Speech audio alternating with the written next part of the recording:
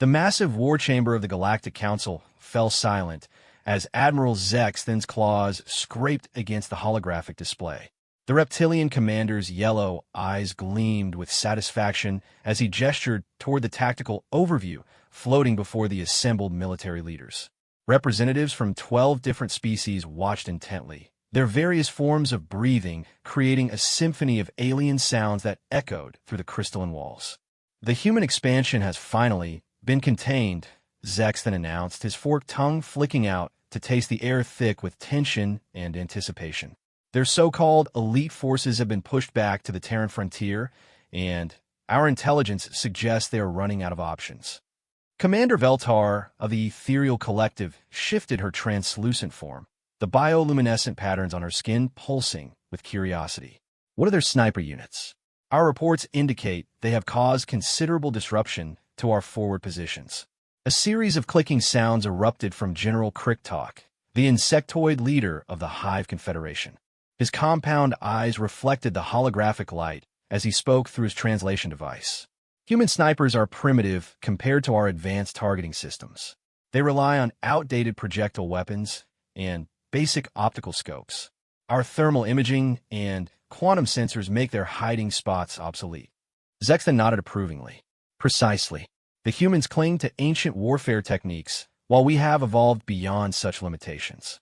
Their snipers may have been effective against lesser civilized species, but against our combined technological superiority, they are merely ghosts attempting to haunt a battlefield that no longer belongs to the past. The war room's central display shifted to show recent engagement reports. Streams of data flowed across the screen, detailing successful operations against human outposts. The numbers painted a clear picture of systematic defeat for Earth's military forces. Notice the pattern, Zexthan continued, manipulating the hologram with practiced movements. Human sniper activity drops significantly during night cycles. Their primitive eyes cannot function effectively in low-light conditions without technological assistance, and their equipment is easily detected by our sensors. Fleet Admiral Mordun of the Crystalline Empire resonated his thoughts through harmonic vibrations that translated into words. Our crystal-based vision systems provide perfect clarity in all light spectrums. Combined with our energy-based weaponry, we can eliminate targets at ranges their kinetic weapons cannot match. The assembled commanders murmured agreement in their respective languages. The evidence seemed overwhelming. Human forces consistently retreated when darkness fell across contested worlds. Their sniper teams, once feared for their precision and patience, appear to be constrained by the same biological limitations that had kept their species grounded on a single planet for millennia. Dr. Yilneth, the Council's chief xenobiologist, activated a secondary display showing detailed scans of human physiology. Her tentacled form gracefully moved as she highlighted specific areas of interest. Human ocular systems are remarkably limited compared to most spacefaring species. They possess only 3 color receptors and cannot see beyond the narrow visible spectrum. Their night vision is practically non-existent without artificial enhancement. Furthermore, she continued, her voice carrying the authority of extensive research, human psychological profiles indicate a deeply ingrained fear of darkness dating back to their primitive evolution. They associate darkness with predators and death, creating an instinctive disadvantage in night combat situations. General Cricktalk's mandibles clicked with amusement. A species that fears the dark attempting to wage war among the stars. The irony is quite satisfying. Zexthan called up footage from recent battles, showing human positions being overrun during nighttime assaults. The recordings clearly showed human forces falling back as soon as solar illumination faded, leaving their defensive positions to retreat to more heavily fortified installations with artificial lighting. Our strategy is clear, the Admiral declared. We continue night operations across all fronts. Human sniper effectiveness is reduced to nearly zero during darkness, and their fear gives us a psychological advantage that compounds their technological disadvantages. The plan seemed flawless. Multiple species had contributed their unique advantages to create an unstoppable coalition. The Ethereal Collective provided phasing technology that made their troops nearly impossible to target. The Hive Confederation offered overwhelming numbers and instantaneous communication between units. The Crystalline Empire brought energy weapons that could punch through any human armor. Commander Veltar raised a concern that had been nagging at several representatives. What about their reported adaptability? Human forces have shown unusual creativity in previous conflicts. Zex then dismissed the question with a wave of his clawed hand. Adaptability has limits when constrained by biology and fear. Humans may be resourceful, but they cannot overcome millions of years of evolution that program them to huddle around fires when darkness falls. The meeting continued for several hours as the coalition refined their plans. Supply lines were secured, troop movements coordinated, and intelligence networks activated. Every detail pointed toward a swift conclusion to the human problem.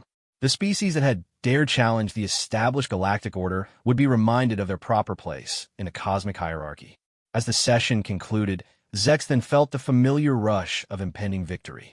His species had conquered dozens of worlds through superior technology and tactical doctrine.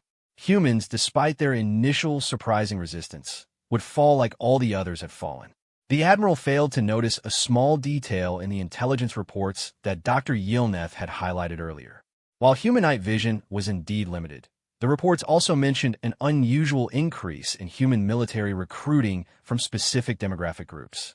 Former hunters, outdoorsmen, and individuals with extensive wilderness survival training were being fast-tracked through sniper programs. More importantly, there were scattered reports of human equipment that didn't match their known technological capabilities. Weapons that seemed to operate on principles the Coalition hadn't encountered before. Gear that suggested a level of sophistication that contradicted their assessment of human technological limitations. But these details were buried in thousands of pages of intelligence data, dismissed as anomalies or misidentification by field operatives operating under stress. The Coalition's confidence in their analysis remained unshaken. The great war machine of the Galactic Council began its methodical advance toward human space, secure in the knowledge that victory was inevitable. They had superior numbers, better technology, and had identified their enemy's critical weakness. What more could they need? In the depths of space, human outposts began implementing new defensive protocols. Strange modifications appeared on standard equipment. Training regimens shifted toward previously unused tactics. And in the darkest corners of contested worlds, something new was stirring. The hunters were preparing to become the hunted, but they didn't know it yet. Staff Sergeant Maria Vasquez crouched in the maintenance shaft deep within Firebase Echo, her calloused hands working with practiced precision as she assembled components that officially didn't exist. The soft blue glow from her modified tactical display cast strange shadows on the walls, but she had long ago stopped being afraid of shadows. In fact, she had learned to make them her allies. "How's it coming along?" whispered Corporal Chun, sliding into the cramped space beside her. His own equipment had undergone similar modifications, transforming standard-issue gear into something that would have surprised the Galactic Council's intelligence analysts. Maria held up a scope that bore only superficial resemblance to anything in the standard human military catalog. "The quantum entanglement calibration is finally stable. We can maintain targeting lock even when the target phases between dimensions." The technology wasn't entirely human in origin. 3 months ago, during a particularly brutal engagement on Kepler 442b, Maria's unit had discovered the wreckage of an ethereal collective scout ship. Instead of calling in the recovery team, they had quietly salvaged what they could carry. What they found changed everything they thought they knew about the war. The aliens weren't as technologically superior as they claimed. Their equipment relied on the same basic physical principles that govern human technology, just applied in different ways. More importantly, their gear could be reverse-engineered and improved upon by human ingenuity and desperate necessity. "The brass knows about this?" Chen asked, watching Maria integrate an alien power cell into what had once been a standard rifle scope. Maria's smile was sharp as a blade. "Command gave us carte blanche to develop new tactics for night operations. They didn't specify what kind of tactics. The truth was more complex than either soldier was willing to discuss openly. Human military leadership had recognized early in the conflict that conventional approaches were insufficient against the coalition forces. The enemy's technological advantages were real, and their assessment of human limitations was largely accurate. But they had made one critical error in their analysis. They assumed humans would remain constrained by their limitations instead of finding ways to overcome them. 3 decks below, in Firebase Echo's expanded armory, Master Chief Petty Officer Jackson Williams supervised a very different kind of arms development. His team of former Navy SEALs and Marine Force reconnaissance specialists had spent weeks studying captured alien weapons, not to copy them, but to understand their weaknesses. The Hive Confederation's quantum communication system has a lag time of 0.003 seconds, reported Petty Officer Rodriguez, looking up from a dismantled insectoid communication device. Not much, but enough. Williams nodded thoughtfully. In the old days, before the war, such a tiny delay would have been irrelevant. But when facing an enemy that could coordinate instantaneously across vast distances, even milliseconds mattered. What about their targeting systems? They rely heavily on thermal imaging and electromagnetic signatures, answered Chief Petty Officer Kumar, a former sniper instructor whose students now held the record for the longest confirmed alien kills. But they have blind spots. The thermal sensors can't distinguish between living targets and properly calibrated heat sources. The humans had discovered something the aliens hadn't anticipated. While they possess superior individual technologies, they had become dependent on them. Their soldiers relied on their equipment to provide tactical awareness rather than developing the instinctive battlefield skills the human warriors had cultivated for thousands of years. More importantly, the coalition forces had never faced an enemy that could adapt their own technology against them. Williams activated a secure, holographic display showing the tactical situation around Firebase Echo.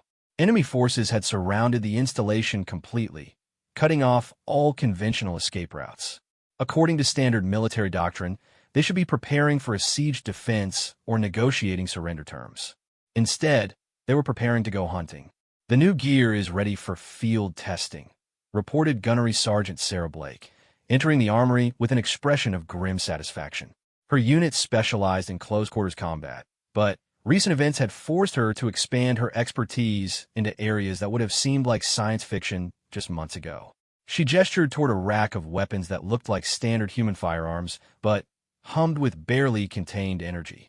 We've integrated phase shift technology into the ammunition. The rounds can penetrate ethereal collective shielding by briefly existing in the same dimensional phase.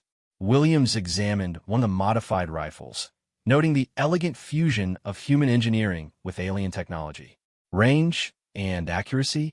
Better than standard kinetic rounds at all ranges. The quantum guidance system learns from each shot, improving targeting with every round fired. The development represented months of trial and error, using salvage components and captured equipment to create hybrid technologies that exceeded the capabilities of either parent system.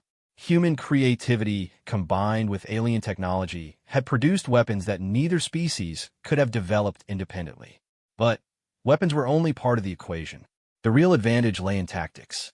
High above the firebase, Captain Elena Reyes floated in the zero-gravity observation pod that served as her sniper's nest. Her modified suit provided life support and stealth capabilities that made her virtually invisible to alien sensors. The technology was partly human, partly Crystalline Empire, and partly something entirely new. She had been watching the enemy positions for 6 hours, mapping patrol patterns and identifying key targets. The aliens moved with the confidence of a superior force, their formations designed to prevent conventional human attacks. They had positioned their thermal sensors to detect human heat signatures and placed their sentries to cover all approach routes that human forces might reasonably use. They had not prepared for humans who no longer needed to follow reasonable approaches. Reyes activated her comm system, broadcasting on frequencies that the alien sensors couldn't detect. Night Hunter 1 to all units. Phase 2 is a go.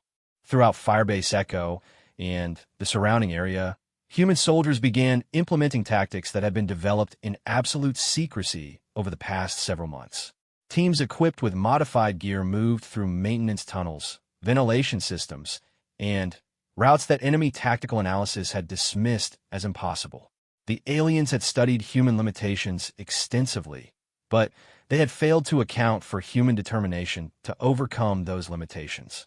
In the Firebase's command center, Colonel Michael Torres watched the tactical display with the calm expression of a professional soldier who had seen the impossible become routine.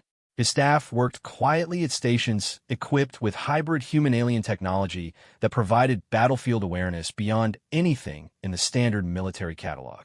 "Sir, all units report ready," announced Major Lisa Park, the intelligence officer whose analysis had first identified the patterns in alien technology that made their current capabilities possible.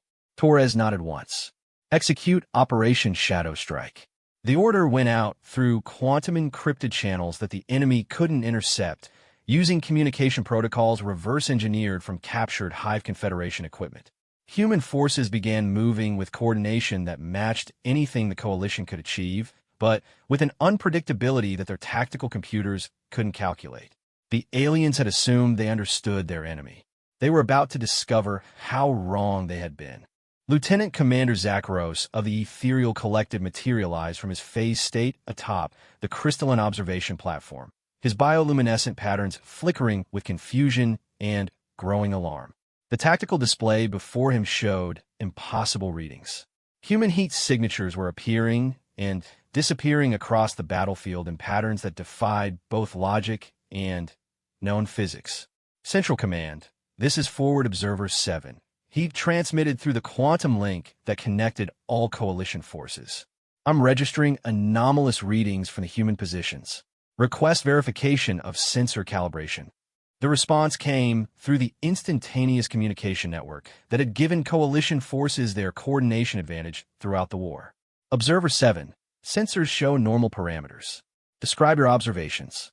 Zach Rose manipulated the holographic controls with movements that created ripples in his translucent form. "Human thermal signatures are appearing at distances exceeding their known weapons range.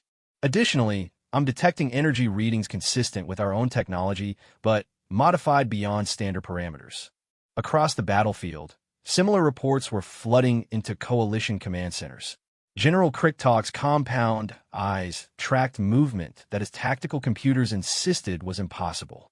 Hive Confederation targeting systems were losing locks on human positions that should have been clearly visible to their advanced sensors.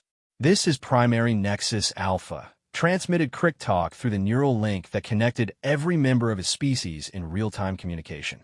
"Human forces are employing unknown stealth technology. Energy signatures suggest integration of captured collective equipment." The first indication that something had gone fundamentally wrong came when Observation Post Delta simply stopped transmitting. The automated systems showed normal function, but the Crystalline Empire soldiers stationed there had gone silent without any indication of enemy contact. Fleet Admiral Mordun's harmonic resonance carried notes of concern as his message propagated through the crystal communication matrix. "All units, maintain heightened awareness. Human capabilities appear to exceed intelligence estimates." But the warnings came too late to prevent what happened next. Staff Sergeant Maria Vasquez sighted through her modified scope, the quantum-entangled targeting system providing perfect clarity despite the complete absence of visible light.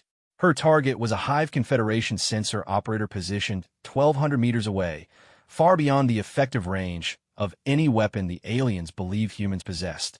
The alien's insectoid form was clearly visible through the scope's multidimensional viewing capability, borrowed from ethereal collective technology and improved with human engineering ingenuity. Every detail was sharp and clear, from the positioning of his weapon to the exact placement of his sensory organs. Maria's breath came slow and steady as she made final adjustments to her firing solution. The hybrid ammunition in her weapon existed in a state of quantum flux, allowing it to phase through barriers and shields while maintaining perfect ballistic properties. The technology was impossible by either human or alien standards individually, but human adaptability had made it reality. The shot was silent, the quantum-dampened discharge producing no muzzle flash or acoustic signature that alien sensors could detect. The projectile traveled through multiple dimensional phases simultaneously, bypassing the target's personal shields and armor as if they didn't exist. General Cricktalk's soldier simply ceased to exist, vaporized by energy that shouldn't have been able to reach him from weapons that shouldn't have been able to penetrate his defenses from positions that shouldn't have been able to see him. Similar scenes played out across the entire battlefield as human sniper teams engaged targets with precision that seemed supernatural to observers who had spent months studying human limitations. Each shot eliminated key personnel with surgical accuracy, targeting sensor operators, communication specialists, and command elements with careful deliberation. The aliens had expected night combat to favor them overwhelmingly. Instead, they found themselves facing an enemy that had turned darkness into their ally. Captain Elena Reyes floated in her zero-gravity position high above the battlefield, her modified suit providing complete stealth from all known detection methods. Through her quantum-enhanced scope, she could see the growing panic spreading through alien formations as their technological advantages evaporated. Her targets were the Coalition's heavy weapon operators, specialists whose equipment provided area denial capabilities that conventional human forces couldn't overcome. But her ammunition could penetrate any shield, her scope could see through any camouflage, and her position was undetectable to any sensor. The shot eliminated a crystalline Empire energy cannon operator, whose position should have been impossible to attack from her angle. The quantum-guided projectile curved through dimensional space, arriving at its target from a direction that basic geometry insisted was impossible. Across the Coalition forces, the impossible was becoming routine. Colonel Michael Torres watched the tactical display from Firebase Echo's command center, observing the systematic dismantling of superior forces by soldiers who had transcended their species' limitations through adaptation and ingenuity. The hybrid human-alien technology was performing beyond even optimistic projections. "Sir, enemy coordination is breaking down," reported Major Lisa Park. "Their communication networks are being systematically targeted by our sniper teams." Torres nodded with grim satisfaction. The aliens had built their tactical doctrine around technological superiority and instantaneous coordination. By eliminating key personnel with weapons they couldn't defend against, human forces were reducing the Coalition advantage to zero. "Phase 3 authorization?" asked Park. "Approved," Torres replied. "Signal all units." The next phase of the operation began as human assault teams moved from concealed positions using technology that combined stealth capabilities from multiple alien species. They appeared behind enemy lines like ghosts, striking at support elements and command posts before vanishing again into darkness. Admiral Zex then received the first reports of coordinated human assault teams in his flagship command center. The information transmitted through increasingly unreliable communication networks as his ground forces lost coordination specialists to sniper fire.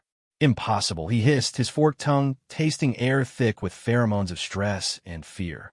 "Human forces cannot operate with this level of coordination during night conditions. Their biology prevents effective night combat operations." But the evidence was undeniable. Human teams were moving with precision that matched Coalition capabilities while employing hybrid technologies that exceeded anything in the intelligence files. They struck without warning, eliminated targets with surgical precision, and disappeared before response forces could engage. Dr. Yilneth's tentacles writhed with agitation as she reviewed the incoming data streams. "Admiral, the humans appear to have integrated our technology with their own in ways our scientists considered impossible. They're using ethereal phasing technology, hive quantum targeting, and crystalline energy weapons simultaneously." "How?" Zexon demanded. "Their technological base lacks the mathematical foundation for such integration."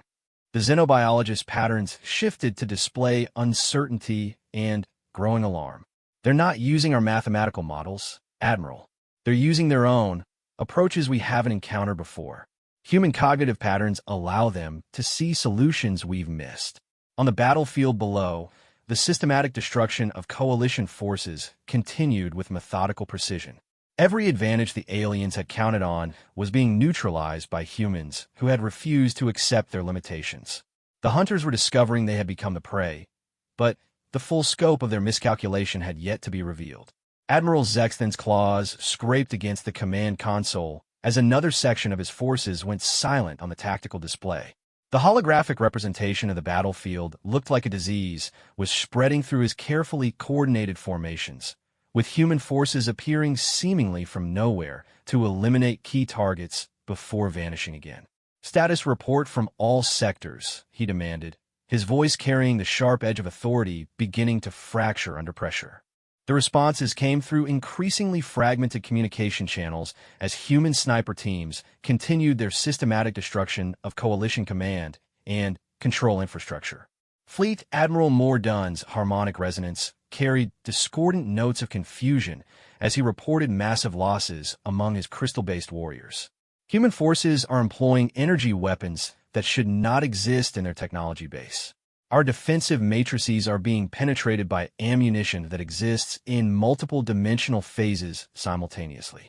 Commander Veltar's bioluminescent patterns flickered rapidly as she materialized in the command chamber, her usually composed demeanor showing cracks of genuine alarm. Admiral, we're losing entire squads without any indication of enemy contact. Our phasing technology provides no protection against their modified weapons. General Cricktalk's mandibles clicked in rapid succession, a sound a species made only under extreme stress. Hive network integrity is degrading. Human targeting systems are learning our communication protocols and using them to identify high-value targets within our command structure. The reports painted a picture that contradicted everything the Coalition had believed about their enemy. Human forces weren't just adapting to alien technology. They were improving it beyond its original specifications. More disturbing was the tactical doctrine they were employing, which suggested a level of military sophistication that their intelligence estimates had grossly underestimated. Dr. Yilneth activated a priority transmission from her research vessel in high orbit, her tentacles moving in agitated patterns as she spoke. Admiral, I've been analyzing the human equipment signatures we've managed to capture. The modifications they've made to our technology show engineering principles we don't understand. Explain, Zexthan ordered, though part of him dreaded the answer. They're not just copying our designs and improving them, the xenobiologist replied, her voice carrying implications that chilled the command staff. They're creating entirely new technological paradigms by combining incompatible systems. According to our understanding of physics, their hybrid weapons shouldn't function at all. The holographic display shifted to show detailed analysis of captured human equipment. Energy patterns flowed through components that had been salvaged from 3 different alien species and somehow integrated into a functioning whole that exceeded the capabilities of any individual part.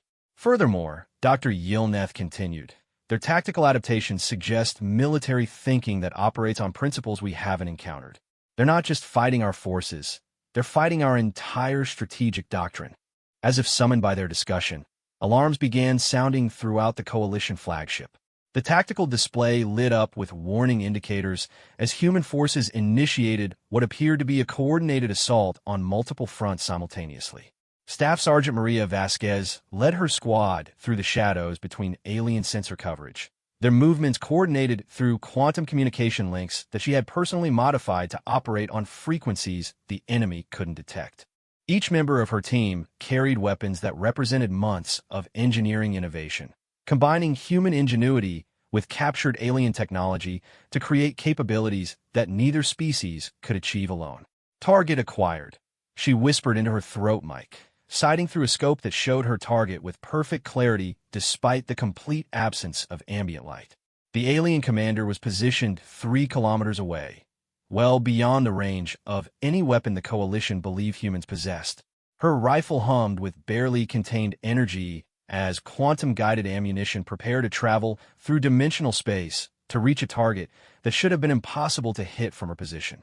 The shot would eliminate a key command node in the alien coordination network, further degrading their ability to respond to human attacks.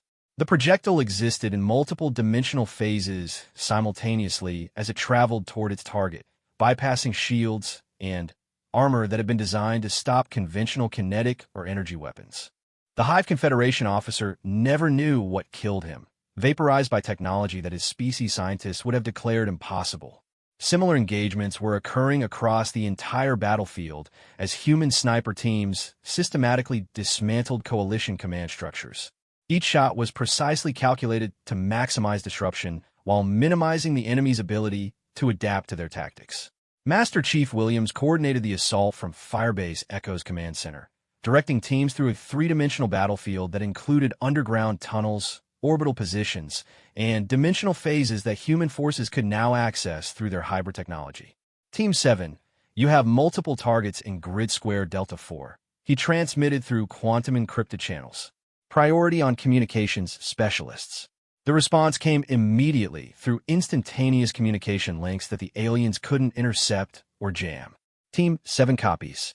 Engaging now. Captain Elena Reyes floated in her zero-gravity position, no longer limited to a single sniper's nest, but moving through three-dimensional space using propulsion technology adapted from Crystalline Empire designs. Her mobility gave her targeting opportunities that ground-based snipers couldn't achieve while maintaining complete stealth from alien detection systems. Through her quantum-enhanced scope, she could see the growing chaos in alien formations as their coordination advantages evaporated under systematic human attacks. Officers fell to shots they couldn't see coming from positions they couldn't identify, using weapons they couldn't understand. Her current target was a Crystalline Empire communication relay, a living crystal matrix that provided instantaneous coordination across vast distances. According to intelligence reports, destroying it would blind an entire sector of coalition forces. The shot required ammunition that could resonate at the exact frequency needed to shatter crystal matrices while traveling through multiple dimensional phases to reach a target protected by energy barriers. 3 months ago, such a weapon would have been pure science fiction. Now it was just another tool in humanity's expanding arsenal. The crystal relay exploded in a cascade of harmonic resonance that propagated through the entire enemy communication network, creating feedback loops that temporarily blinded coalition sensors across a 50-kilometer radius. Colonel Torres watched the tactical display as enemy resistance collapsed in coordinated waves. Signal phase for initiation to all units. The final phase of the operation began as human forces emerged from stealth positions to engage confused and disorganized alien formations directly. But these weren't the desperate defensive actions the Coalition had expected from a technologically inferior species. They were precisely coordinated assaults using hybrid weapons that exceeded anything in the known arsenal of either side. Human soldiers moved through the battlefield like predators who had mastered their environment completely. They struck from darkness with weapons that could penetrate any defense, disappeared before response forces could engage, and reappeared elsewhere to continue the systematic destruction of Coalition capabilities. Admiral Zex then stared at the tactical display as his forces disintegrated before his eyes. How is this possible? They're using our own technology against us with greater effectiveness than we can achieve ourselves. Dr. Yilneth's patterns showed the distinctive configuration that her species displayed when confronting concepts that challenged their fundamental understanding of reality. Admiral, I believe we have encountered something unprecedented in galactic history. We're not just facing a technologically inferior species that has adapted our equipment. We're facing a species that approaches warfare from perspectives we've never considered. The xenobiologist paused before continuing, her voice heavy with implications. They don't just adapt to our advantages. They transform them into weapons against us. Their entire strategic doctrine appears based on principles of continuous adaptation and technological integration that our military theory doesn't account for. On the battlefield below, human forces continued their methodical advance through alien positions, moving with confidence through darkness that had once been their weakness but had now become their greatest strength. The tables had completely turned, but the aliens were only beginning to understand how completely they had misunderstood their enemy. The evacuation sirens throughout the Coalition flagship created a symphony of defeat as Admiral Zex then watched his entire military doctrine crumble on the tactical displays. What had begun as a routine night assault against technologically inferior humans had transformed into the most catastrophic military failure in Galactic Council history. Admiral, we're receiving surrender requests from 17 different sector commands, reported his communications officer, her voice trembling with disbelief. Human forces have achieved complete tactical superiority across all fronts. Zexton's claws scraped against the command console as he processed information that challenged everything he thought he knew about warfare. The humans hadn't just survived the Coalition's technological advantages. They had turned them into weapons of unprecedented effectiveness. Dr. Yilneth materialized in the command center, her tentacled form moving with the urgency of someone bearing crucial intelligence. "Admiral, I've completed my analysis of the human tactical adaptations. What we've witnessed isn't just technological integration. It's evolutionary warfare." She activated a holographic display showing the progression of human capabilities over the past months. The evidence was undeniable and terrifying in its implications. "They began this conflict with equipment inferior to our own," she explained, her patterns shifting to display concepts that challenged fundamental assumptions about military technology. "But instead of attempting to match our capabilities directly, they developed hybrid systems that operate on entirely new principles." The display showed weapons that combined ethereal collective phasing technology with Hive Confederation quantum targeting and crystalline empire energy generation. But the integration went beyond simple combination. The humans had created synergistic effects that multiplied the effectiveness of each component. More importantly, Dr. Yilneth continued, their tactical doctrine incorporates continuous adaptation as a core principle. They don't just respond to our advantages. They anticipate them and prepare countermeasures we haven't considered. 300 kilometers below, Staff Sergeant Maria Vasquez led her squad through the ruins of what had been the Coalition's primary command center. Their movement through the facility demonstrated capabilities that would have seemed impossible at the beginning of the conflict. Her modified armor allowed her to phase partially into the ethereal collective's dimensional space while maintaining solid interaction with the physical world. Her weapons could target enemies through multiple dimensional barriers simultaneously. Her communication systems used quantum entanglement principles that made interception impossible. But the technology was only part of the transformation. Human tactical thinking had evolved to incorporate alien concepts while maintaining uniquely human adaptability. They had learned to fight like their enemies while retaining advantages their enemies couldn't replicate. Sector 7 secured, she reported through quantum encrypted channels. Resistance was minimal. The truth was that resistance had become impossible. Coalition forces designed to operate with technological superiority and instantaneous coordination couldn't function when those advantages disappeared. Human forces had systematically eliminated every aspect of alien tactical doctrine while implementing their own approaches that the enemy couldn't counter. Master Chief Williams coordinated the final phase of operations from Firebase Echo's expanded command center, now equipped with hybrid human-alien technology that provided battlefield awareness beyond anything either species had achieved independently. "All units, this is Command. Operation Shadow Strike has achieved all primary objectives. Begin Phase 5. Phase 5 wasn't military action, it was diplomacy. But diplomacy conducted from a position of absolute strength rather than desperate defense." Colonel Michael Torres stood in Firebase Echo's main conference chamber, facing holographic representations of coalition leadership who had requested emergency negotiations. The chamber itself demonstrated human adaptability, equipped with communication systems that operated through dimensional phases, quantum entanglement, and harmonic resonance simultaneously. "Honored representatives of the Galactic Council," he began, his voice carrying through translation systems that had been modified to ensure perfect comprehension across all species present. "I believe recent events have demonstrated that previous assessments of human capabilities were incomplete." Admiral Zexthan's image flickered with the distortion of long-range transmission as he struggled to maintain composure. "Colonel Torres, the Galactic Council is prepared to discuss terms for cessation of hostilities." Torres nodded respectfully. The humans had won completely, but they understood the value of allowing their enemies to maintain dignity during surrender negotiations. "We appreciate the Council's willingness to engage in dialogue. However, the terms of any agreement must acknowledge the new strategic reality."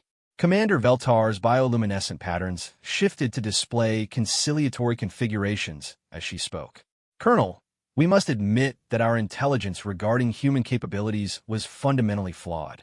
Your species has demonstrated adaptation capabilities that we didn't believe were possible." "With respect, Commander, Torres replied. Our capabilities aren't the result of special evolution or unique biology. They're the result of principles that any species could employ if they chose to embrace adaptation over assumption. The statement carried implications that resonated through the coalition leadership like shockwaves. They had built their military doctrine on technological superiority and rigid tactical principles. The humans had built theirs on continuous learning and innovative integration. Fleet Admiral Mordunn's harmonic resonance carried notes of grudging respect as he addressed the human representative. Colonel Torres, what terms would humanity consider acceptable for peace? Torres activated a holographic display showing proposed territorial boundaries that were far more generous than anything the coalition could have hoped for given their complete defeat. Humanity seeks coexistence, not conquest. We propose autonomous human territories with full technological exchange agreements and mutual defense pacts. The generosity was strategic rather than altruistic. Humans had demonstrated they could adapt alien technology beyond its original specifications. Open technological exchange would ensure continued human advancement while providing aliens with improved versions of their own systems. General Cricktalk's mandibles clicked in patterns that indicated confused acceptance. You could demand complete surrender. Your technological advantages are now decisive. General, Torres replied with a slight smile, our technological advantages exist because we adapted your innovations to exceed their original capabilities. Continued cooperation ensures continued advancement for all parties. Dr. Yilneth's patterns displayed the configuration her species used when encountering concepts that fundamentally challenged their worldview. Colonel, your approach to warfare appears to be based on principles of continuous evolution rather than technological dominance. This represents a paradigm we haven't encountered before. Doctor, every challenge is an opportunity to become something better than what you were before, Torres explained. Your species focused on perfecting existing capabilities. We focused on developing new ones. The negotiations continued for hours, but the outcome was never in doubt. Human forces had achieved such complete tactical superiority that they could dictate terms while appearing magnanimous. The coalition would surrender, accept human territorial autonomy, and enter into technological exchange agreements that would benefit all parties while ensuring human advantages remained decisive. As the formal surrender documents were transmitted through quantum-encrypted channels, Captain Elena Reyes floated in her orbital position, watching the sun rise over the battlefield. The light revealed the extent of coalition defeat, but also the careful precision with which human forces had achieved victory. They had targeted command structures rather than frontline troops. They had eliminated technological advantages rather than entire formations. They had fought a war designed to end quickly with minimal casualties while demonstrating capabilities that would prevent future conflicts.